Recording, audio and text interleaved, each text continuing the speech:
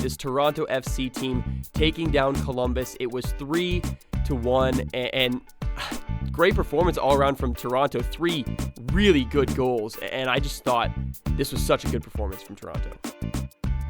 Higuain, on his debut, he took a penalty that would have made it 2-1, and he skied the penalty. And not only did he just sky the penalty, he kind of got into a scuffle with some players afterwards.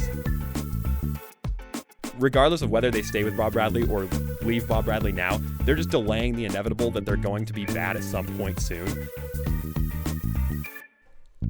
Hello, everyone, and welcome back to another episode of the Supporters Pod. I'm here alongside Peyton. I am Blake, as always. We're already to episode 35. Peyton, what are your thoughts? How are you feeling? I'm feeling good. We've gotten 35 episodes, and we've finally seen the last undefeated team in the MLS lose. The Columbus Crew, who were previously undefeated before this weekend, finally lost. We'll talk about that soon, but since we started the podcast, they have been undefeated in this season.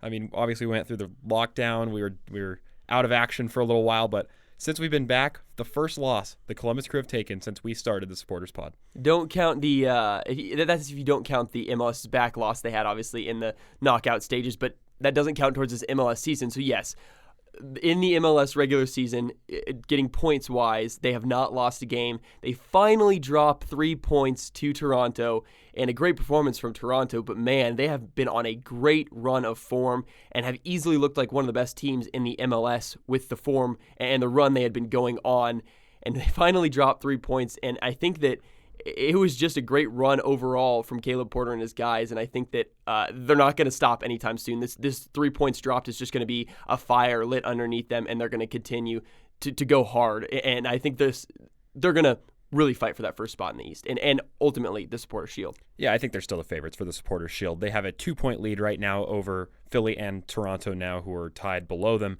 but I don't sense any complacency from those guys in Columbus. Caleb Porter's a good coach. He's going to keep them focused, and I assume we'll see this team bounce back very quickly. I don't think this will be too much of a hangover for them. It's just a bump in the road, and when you have a season that's, over 20 games long, we have 23-game season. Normally it's 34, but even in a 23-game season, you're going to have bumps along the way. You say they're still the favorite for the Supporters Shield, but I don't know. I'd start to throw Philadelphia and especially Toronto with that win. I think it's going to give them some momentum. I think you have to start putting them in that conversation, and I really think that they could be making a run towards the Supporters Shield. I just think, like we've mentioned in the past, the Western Conference isn't going to take the Supporters Shield this year because of how competitive it is, how there's so many teams that can beat each other, whereas the top of the East is just better than the bottom of the East. So those 3 teams up top, they could really all win the Supporters Shield, in my opinion, and I would not count any of them out. Yeah, you'll have to look at the remaining schedule, see how many of their games are against each other, because if Toronto ends up playing Columbus twice more before the season's over and Philadelphia is the odd man left out, which I don't think is the case in the schedule, but if that's the case, that gives Philadelphia a massive advantage because they don't have to face either of those two teams. That's the problem in the West, is all of those guys at the top are fighting amongst each other, taking points off each other, and like we see in the West, there's so much parity that one week Team A wins, the other week Team B wins, and ultimately it just levels itself out, so you don't allow for a team to outstretch and get a big lead in that conference. Yeah, so is the Supporters Shield the biggest deal? I don't know. It depends on who you ask. Some people weigh it a lot higher than others. I probably wouldn't say it's nearly the MLS Cup. Obviously, the MLS Cup meaning so much more, so that's what's going to be really exciting when we get to the playoffs. We get to see these Eastern Conference teams actually playing up against each other, these top teams in later rounds, hopefully, and just I think this year is going to be a great playoff. We've got a lot of time till then, so I don't want to get ahead of myself. No, but I'm really excited for the playoffs, especially since we're going to see 18 teams. I wouldn't be surprised if we saw Cincinnati sneak in or some other clubs who have never really been in a playoff scenario before, some of these newer clubs in the MLS. It'll be exciting to see those guys play, even if they're in a low seed, 10 versus 7 in the East or 9 versus 8 in the East. An important game for the club and teams that you're not used to seeing in the MLS Cup playoffs make the playoffs. We're going to see Orlando in the playoffs for the first time, so that's going to be really exciting. It is. We saw them have a great run in the MLS's back tournament. Who knows, maybe they'll be able to do it again in a knockout round tournament. They made it work the first time around. I wouldn't be surprised if they could get something going this time around. But as we were mentioning, this Toronto FC team taking down Columbus, it was 3-1, and great performance all around from Toronto. 3 really good goals, and I just thought this was such a good performance from Toronto. Yeah, I'm going to go ahead and launch us into the good, the bad, and the ugly this news cycle, this episode. We didn't have too much, but the good has to be Toronto here. Toronto came out against the hottest team in MLS, the team that hasn't lost in the regular season all year, and ultimately put on a great performance. What a performance from Richie Laryea. 2 assists and 1 fantastic goal. I never thought Laryea was too great at Orlando City. He goes back to his hometown club. He's from Toronto, comes back, and this was certainly a coming out game. Yeah, I mean, he torched a couple defenders there for that third goal, beat the keeper. It was a pretty tight angle, and he was able to beat the keeper. That was really impressive. I thought, along with that, Altidore had a great finish. Pozuelo with a one-touch and then hit, finish. You have 3 great goals there from 3 different scorers. That is big for a team like Toronto. They're finding guys that can score goals, and having more than one guy that can score a goal is huge. We've mentioned it with other teams in the past, and Toronto is seeing that right now. Columbus, on the flip side, didn't really get a whole lot going forward. They had an own goal, which if the defender doesn't touch that, does it go in? Probably not. I think the keeper would have gotten to it. Obviously, it happened, so you can't count it out. But nothing really happening going forward for Columbus. So do you think that this is a one-off for Columbus, or is this going to be a reoccurring problem? I think it is. I think it's a bad day at the office. And what 3 great goals from Toronto from 3 different goal scorers tells me, it tells me that Columbus is a very difficult team to break down, because when we see Columbus beat, it takes a magnificent set of skill from a solo play like Laryea. It takes a great finish from Altidore on a ball that fortunately falls to him that was a 50-50 ball. It could have easily fallen to a Columbus player. It was a bad day at the office going forward for Columbus. This is the worst that we've seen them. They're doing some squad rotation, but I think this is going to be a bump in the road. Caleb Porter's going to get his guys ready. We've seen Columbus stumble sometimes earlier in the season, but they've always been able to grind out those results. This game, it was different only because Toronto was just that clinical, just that good going forward. I don't think Toronto is going to be this consistent going forward on a basis. It's incredibly difficult to break down teams like Columbus for 3 great goals every single match. It's just not possible to do week in, week out. And Columbus is going to have better days going forward. Maybe the tactics didn't line up great against Toronto, but we'll have to see. I don't think that Caleb Porter or his guys will really go into a bad run of form after this game. I think they'll bounce back. Yeah, like you said with Caleb Porter, I think he's going to easily be able to look at what happened in that game and change something going forward. Obviously, like we said, Toronto had a great day at the office, and that's not going to happen every game. You're going to come up against teams that aren't quite as well put together as Toronto was in this game here, and Caleb Porter is able to organize a team and fix the problems fix the leaks in his squad very quickly. And I think he will do that. I think they, like you said, it's bump in the road. They're going to go forward. They're going to be able to fix this very quickly. I probably wouldn't say that with a lot of other teams, but Columbus is a team that I can see flipping this around really quickly and getting things going. But I think Toronto, like I mentioned earlier, this is a huge momentum boost for them. And I think going forward, they showed that they have guys that can be clinical. They have guys that can finish well. And if they can continue that clinical run, they're going to be a dangerous team going or in the Eastern Conference. They're going to be able to finish really high in the Eastern Conference if they continue this clinical form. And I think they can, but it's just going to come down to, can they find guys that can do this week in, week out? You said it's not always easy, but I think that they have it. They have what it takes, and they're going to be able to. I disagree. I don't think they have it. I think this Toronto team, the one we saw against Columbus, was similar to the team that we saw make a run in the playoffs last year and ultimately reach the MLS Cup. This is not the Toronto team that we've seen all year. The Toronto team that we've seen all year has been the old, slow defense that's just completely unorganized. And the only reason, in my opinion, they're up that high in the East is because they got to beat up on the Montreal Impact and got to beat up on the Vancouver Whitecaps for a long period of time before they finally moved to Connecticut, because that's their home site now temporarily, and play American teams. And this was a great game from Toronto, but I think it's more of a fluke than what is going to become the norm for Toronto. Like I said, we saw some great goals, and all 3 goals were great, but we're not going to see that every week. I think the defense had, maybe they got the tactics right, maybe Caleb Porter got them wrong, but in soccer, when you only have a few goals a match, stuff like this it happens from time to time, and I don't think Toronto are going to be able to keep this up. I don't think it's the same team. Yeah, I mean, they had that rough result against DC a little while back, the 2-2 draw they probably weren't too happy with, but I think since then, there's been that flip in form, and they play against Philadelphia next. That's going to be a very telling game, because Philadelphia, a team right next to them on points, even with them on points, if they pick up 3 points from that game, that is huge in the Eastern Conference and that run for the Supporters' Shield. So I think we can tell more then but it wouldn't surprise me if they were able to beat that Philadelphia team. That next weekend? It's the 3rd of October. Yeah, that's next weekend. So that's a huge page turner in the East. I didn't realize that they were playing up against each other next week, but that's huge because they're two teams that are really vouching to be the number one threat to Columbus's supporter shield right now, and the winner of that game is ultimately going to be the team that challenges Columbus. I think Philadelphia is overall a better team right now. Yeah, I think that's fair, and they obviously had their game against Inter Miami. We'll get to that in a minute for the ugly. But the bad in this good, the bad, and the ugly is Atlanta. It seems like they've fallen into this category a couple times. They really just cannot find form at all. They're attacking-wise, they've lost so many players. Obviously, Josef Martinez, he's been out for injury. Pity Martinez they sold. They really don't have a whole lot, and they just got beat by a Chicago team that's kind of just a very average team in this league, almost a bottom feeder, really.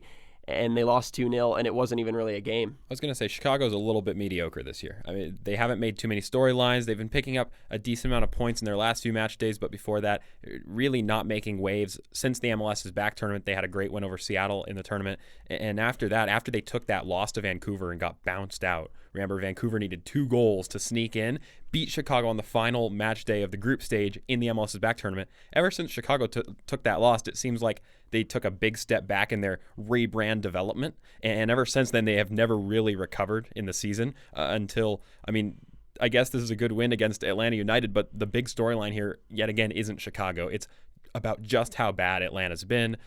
This is the worst Atlanta team. We say it every week. The worst Atlanta team that the supporters have ever seen. The supporters over there in Atlanta have been spoiled. Since their team came into the league, they've been absolutely fantastic, must-see TV. Now all their guys are gone, basically. Hey, ever since I said that they might get that wooden spoon spot, it's been looking more and more likely just with how poor some of their performances have been. But in this game, it just looked like they were so out of place and unsynchronized, or just they weren't together. It seemed like the fullbacks on the goals were completely out of place. The center backs were kind of left alone.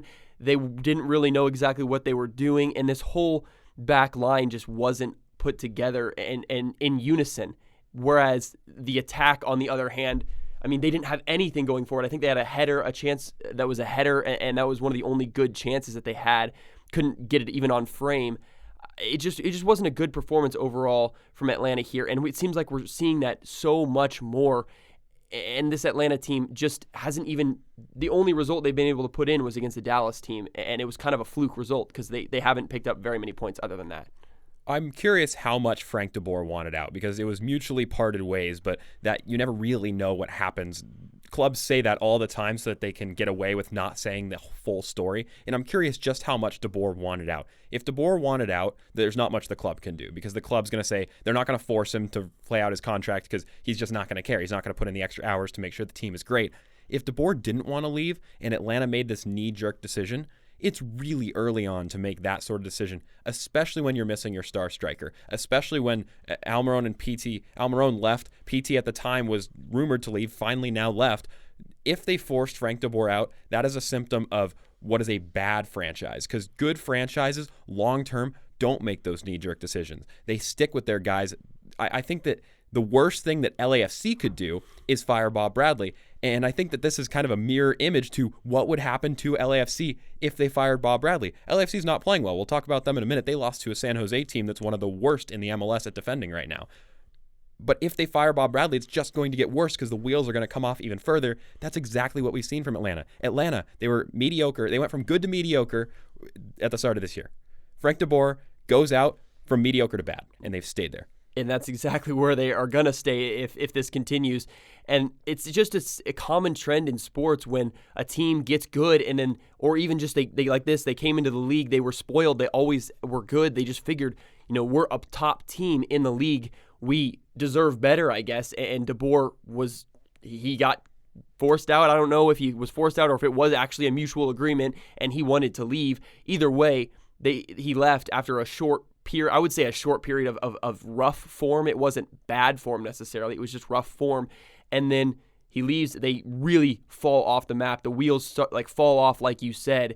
And that's exactly what LAFC need to avoid. It's just such an issue in sports when teams get caught up. It's almost like they're arrogant or they get their head, or they're not grounded. They just don't realize what they have and how long term they can be very successful. They just get ahead of themselves, I guess, and they make decisions like these knee-jerk decisions where they fire a manager, and it's just not the right decision. Yeah, I mean, in the short term, it seems like it would be the best option for the next few matches because Frank de Boer at the MLS's back tournament lost all 3 games by a score of 1-0, didn't score a single goal. Terrible performance, but that's a very small sample size, especially after coming off a long layoff where many different factors are playing. How many of your players stayed as fit as the other players on the other side? And I would make the argument that Atlanta players did not look as fit coming back into the MLS's back tournament as some of the teams they played.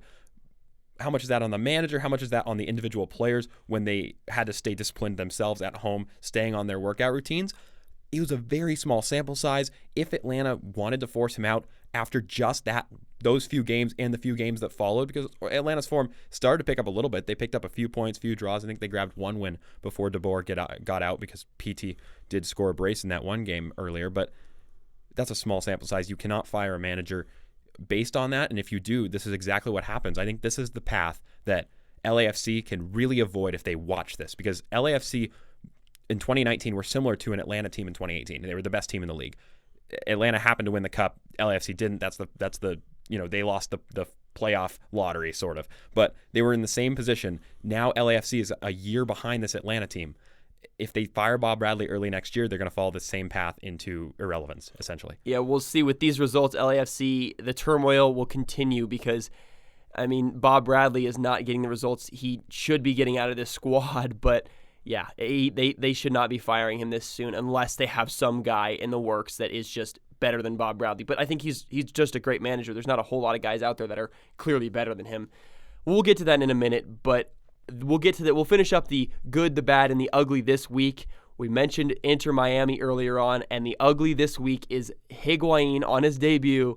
He took a penalty that would have made it 2-1, and he skied the penalty. And not only did he just sky the penalty, he kind of got into a scuffle with some players afterwards. An ugly debut, and I don't think we wanted to see it because he comes over, European superstar, played at Real Madrid, played at Juve, and we expect him to come and light up the MLS. And some players, for some reason, have a very difficult time adjusting to the speed and the different style and the environment in MLS play. And I don't know if that's what this was. It was just one game. We'll have to see how he does going forward. But yeah, it was an ugly penalty miss. And he also had a bicycle kick that he almost made, but it hit the post, and it looked like a 35-year-old trying to make a bicycle kick. He didn't look too young and spry on that one, but it was an ugly debut. Yeah, I don't know if I'd use the term bicycle kick necessarily for this one. It was more of a little overhead kick, still kind of on the ground. It was, very slow. Looked like like you said, a 35-year-old man trying to take a bicycle kick. It wasn't the most impressive athletic showing from Higuain here. And overall, I didn't expect this Inter Miami team to come out and beat Philadelphia or even grab a point. But I thought if Higuain would have been able to slot that penalty away, which you'd expect him to at least put it on frame. If Andre Blake makes a save, fair enough. I mean, he can make great saves like that. But you have to put a penalty on frame, and Higuain was not able to do that. If he does it, maybe it turns back into a game, and there's a little bit of a fight. But overall, Philadelphia are just a better team. Oh, Philadelphia, we're going to win this match regardless, even if Higuain put the penalty away. But the ugly is the penalty. The ugly is not Inter Miami's performance. Inter Miami's performance was par for the course. Philadelphia's hot. They're a great team. But Higuain had Blake going the wrong way. All he had to do was hit the frame anywhere in that vicinity, and he made it, and he just skied it over and then started getting into a revenge fight with Philadelphia Union defenders right after that. It was stupid. Oh, I know exactly what you could tell exactly what happened with that fight. Whoever on Philadelphia probably just started egging him on. I know one of the guys went up and celebrated kind of right in front of him, knew exactly what he was doing. And you get a reaction at Higuain, who's probably really frustrated that he just missed a penalty, didn't get saved. He completely missed the penalty, sent him the wrong way. That's got to be frustrating as a player. So Philadelphia knows exactly what they're doing when they're trying to egg him on, and it worked. It got in his head. They were completely in his head, and he fought. I mean, he retaliated, and that's exactly what you don't want to do as a striker, especially a guy like Higuain, who has been in the big leagues and should be a composed player, kind of lost his head here, and he just let his emotions get to him. When you have the pedigree of Higuain coming into this league, winning all of those titles in Europe, you're going to have a target on your back just a little bit. And when you screw up, when you sky a penalty and do something stupid, there's going to be guys in your face, especially guys in Philadelphia who are playing really well, right? I mean, they're happy, they're playing well, you're not, and they're just going to go after you because of who you had been in your past. Hey, that's just the way the game is sometimes. Guys egg each other on, guys get in each other's heads, and it's fun to see sometimes. I thought this was kind of a funny moment. Overall, I don't think Higuain's going to be too mad about it after the fact, as long as obviously there was nothing said there that was too harsh. I hope there was, and I don't think there was. Obviously, usually it's just the game. They're saying things back and forth that are because they're frustrated. So I think that's all that was said here. So that wraps up our good, the bad, and the ugly this week. Beyond that, we didn't have too busy of a news cycle. I did want to talk about one more game, which was the late San Jose victory over LAFC. Oh, this one we cannot miss out. We cannot not talk about this one. LAFC come out. Mark-Anthony Kaye scores early on. You think it's about that's pretty much the game wrapped up. San Jose is going to have another one of these 4-0 losses, 4-1 losses that they just cannot figure anything out because LAFC are a very lethal team on their day. I figured they might be able to do that. Well, that was the trajectory that the match was going on. It looked like it was going to be yet another one. But... Exactly, but then LAFC not able to get anything going forward, and then what was it, the 80th and then the 93rd minute, San Jose go out and get 2 goals. Great finishes from San Jose. The last one was a nice little cheeky finish, but what happened here for LAFC? I don't know. It was such a weird match, and I feel like this gives so much false hope to San Jose's front office and their supporters as if, oh yeah, we're still a good team. We're the team that finished on top of Group B in the MLS's back tournament, just to completely throw shade on the fact they've conceded 23 goals in like 4 of their last 6 matches or something crazy like that. It is false hope for San Jose. This was a weird result. I think this is just another symptom of LAFC not being a very complete team right now, giving up. It looked like they did get complacent because you're right, this game was on the path. It had the same blueprint as being another blowout for LAFC, except after they scored 1, they got completely cold. Here's my question with this game, honestly, at this point, is beating LAFC, does it mean much more than beating San Jose at this point? Because the way LAFC have been playing, it just doesn't seem like they're ever on their day. Maybe once against a team that is just not very good, but beating LAFC at this point seems about the same as beating San Jose. It's a great question, and I think beating LAFC still means more, and the reason is because of the name, because of the branding. It's like in the NFL when even the Cowboys are playing poor and they have a bad record, beating the Cowboys means more. When the Lakers were really bad 2 or 3 years ago, teams still like to go out and beat the Lakers because they're the Lakers or they're the Cowboys or the Yankees. Same thing, right? All these teams. LAFC is just like one of those franchises where they have so many fans across. They have such a continental or international influence, and there's a lot of glory hunters, if you call them that. I mean, because they have the flashiest players in the league. They have a huge market, and that's kind of what it's that recipe, the big market, the flashy players, the lots of money that draws in that mentality for teams playing them that we got to beat these guys. Like there's so much of a different element of beating LAFC. Like everybody wants to beat LAFC. Like it's a thing. No matter how bad LAFC is, beating Bob Bradley and seeing him get mad and beating the team that has Carlos Vela and Diego Rossi and all, that the MLS talks about all the time. Beating LAFC is fun for the rest of the teams in the league. It definitely does mean more. I think, like, now that you bring that up, I would have to agree it means more. But I guess another question is, are these guys on their way out? The Diego Rossis, the Carlos Vela, are they about done for in the MLS right now? It's a great question, and it depends on 2 big factors. First off, what does LAFC do at the end of the year, depending on where they finish in the table? It depends whether they grab one of those late playoff spots. Maybe the team gets hot, wins 1 or 2 games, and you keep everything together. If they miss out on the playoffs, that's where you get the big question mark, and that brings us to the second point, which is, do they stick with Bob Bradley? Because Bob Bradley came to this club. He was the first manager. He implemented the entire system that they play from day one. The way that LAFC have played, they're attacking, they're flashy, they're up front, they're in your face, they're high pressure, they're high tempo. And if they go by the wayside with Bob Bradley, what style is the new guy going to play with? And that could completely change the complexion of this team. If Bob Bradley's out, I would expect Rossi to be out. I would expect Vela to be out. And the issue is if they get rid of Bob Bradley, which who knows, maybe at the end of the season, if this run continues, it may seem like the right thing to do. I still don't think it would be, because you have to completely revamp the team if you aren't Bob Bradley playing this style of play.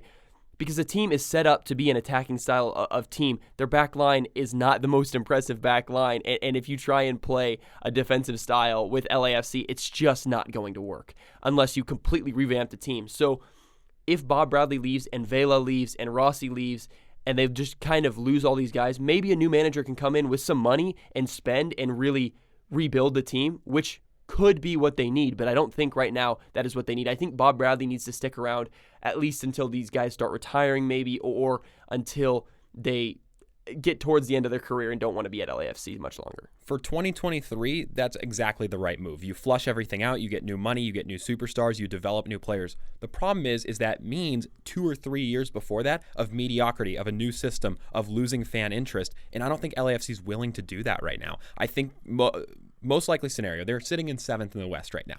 Let's say they finish there, and I think that's a likely scenario right now because they're kind of just sitting there in the middle.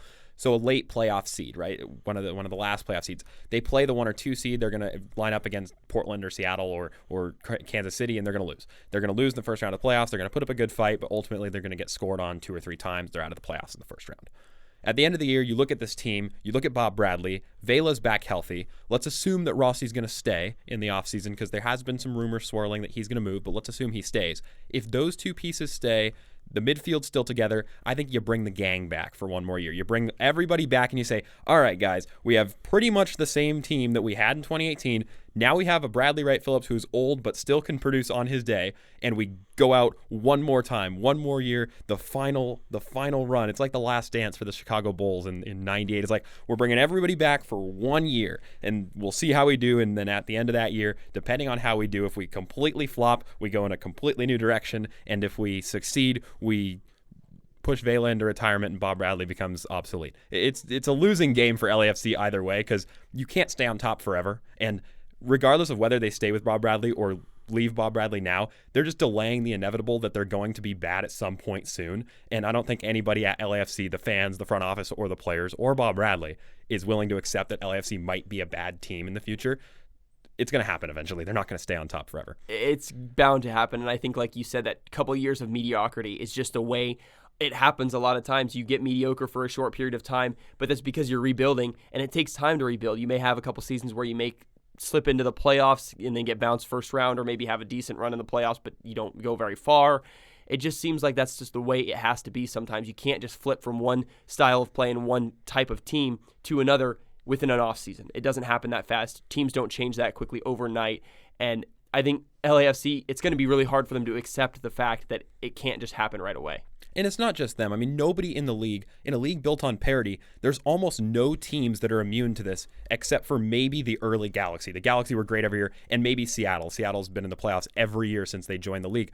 Other than those 2 teams who are playing on some godly level long-term and historically, everybody else has to play by the same rules, which is you get guys, you get the DPs, they're great for you for a couple years, you pay them a ton of money, they get old, you flush in new talent. When you flush in new talent, you have to develop those new guys, you have to work them into the system, and you're not going to be great for that specific year, and you have to reload, you might miss the playoffs, and you work back to what you were, but LAFC haven't really accepted that that's going to be their fate eventually. Yeah, I don't want to get into this tangent for too long because we've talked about LAFC plenty of times, and I think we've said about all we really need to say. Another small point from this week, I think, was that Sporting Kansas City versus Colorado was a game that was postponed due to COVID-19. I think I saw 1 player and maybe 3 staff members on Colorado had COVID or tested positive for COVID-19, so that game was postponed. But I think this is something that we should mention is how well the MLS has done throughout this pandemic. Obviously had the whole MLS is Back tournament that finished up pretty much without any problems, other than obviously Nashville and Dallas had to drop out because before the tournament. But throughout the tournament, it was put on fantastically by the MLS. And now we're in a regular season, and I think this is maybe the first game that's been postponed throughout the whole regular season. For Corona. Yes, for coronavirus, excuse me. That's pretty impressive. It is pretty impressive, and it's a slow news week when we talk about a game that was postponed, not even played. But yeah, it was bound to happen. I mean, this isn't the fault of any particular player or any staff member or the MLS. I mean, they're doing their best. I'm sure most of the players are being relatively responsible in their daily lives, and people like the families around these players are. There's a reason that we've been able to avoid this issue, but in these times it's inevitable, but it's not too bad. I mean, you're going to keep these staff members and these players and the team in quarantine for another week or two. They'll be probably able to play next week. They'll test them before then, and then we just reschedule the game later. Colorado SKC are going to have an extra game in their schedule later, but dealing with all the potential consequences, like, this is not too bad of a result. They're going to reschedule it. Everything's going to be fine. And I think those teams might have already had a game ahead at one point. So now it looks like Sporting Kansas City and Colorado are on 13. Pretty much all the teams are on 14, except for there are a couple teams in the West that are still on 13, so they're not too far behind. It might be a little packed later on in the season, but overall they're not too far behind. Well, it's still those games that got postponed after the Jacob Blake shooting. I think that's what, because everybody was supposed to be on 14 games, but it's the Seattle, LA Galaxy are still one down, and I think it was like Dallas and Nashville still haven't made up that last game because they were 3 games back, so they still have to make up one. But there's a few teams that are trickling back. I assume we'll see another situation like this before the end of the year, maybe in the Eastern Conference or 2 other teams. So at the end of the day, it's 1 extra game near the end of the year. It's regular season. A bunch of teams get into the playoffs, so it's not going to mean too much. That's exactly right. I did want to ask you about one more thing in this episode. We had talked about it off and how we kind of wanted to talk about it on the episode, but I don't know if we mentioned it recently. There was a certain LA Galaxy 2 player that was dropped from his team. Do you want to get into that one? Oh, this was ugly. This was really ugly. I forgot we were planning on talking about this. Then when we were preparing to record the episode, we didn't mention it at all. But this was ugly. Who was it against? It was against San Diego. San Diego I believe Loyal. so. Oh, it was LA Galaxy 2 player. So he's probably a young guy.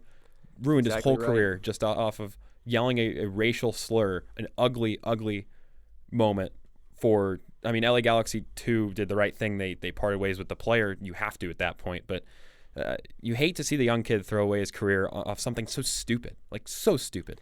Yeah, it was absolutely ridiculous. You never, ever want to see a player do something like that. And I don't blame the LA Galaxy 2. They did the right thing here. They dropped him, and he's probably not going to get – I don't know if he'll get another chance in the MLS or in any soccer league in America at this point. And I'm sorry, but – that's just the way it goes sometimes. There are certain things that you just cannot say and certain things that you just cannot do, and this falls into that category. Like, I don't care. I'm a big guy for second chances, and I believe that people should have second chances, but something like this is just so idiotic that I just don't think that, or I think he probably at some point should be given a second chance, probably in a different league or something.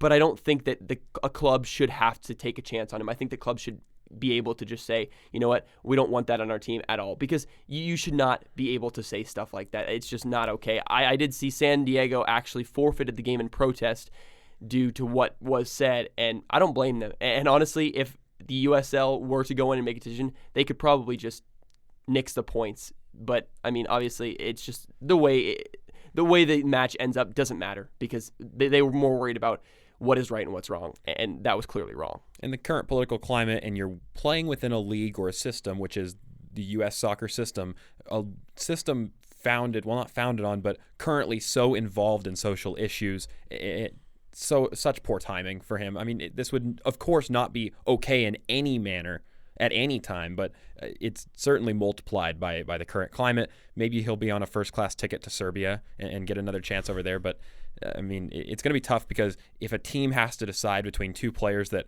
are very, very similar skill-wise, and one did this and one didn't, they're going to take the one who didn't say this. Absolutely, yeah. I think that the Loyal and all of the MLS and USL and American Soccer League is doing the right thing with this, taking the right actions, and ultimately we're going to go forward, and hopefully stuff like this doesn't happen. But I think their players are clearly very discouraged to do things like this when they see a guy's career is basically ruined because of it. I hate talking about this garbage because nobody wins. Nobody is in the winning spot here, obviously. But hopefully going forward, we can be better as a league and as a country and everything. Obviously, it's a whole political mess that we could get into, but I'm not stepping anywhere near that. But so we can probably wrap up this episode. We've talked quite a bit of MLS. Obviously, not a whole lot of things to talk about.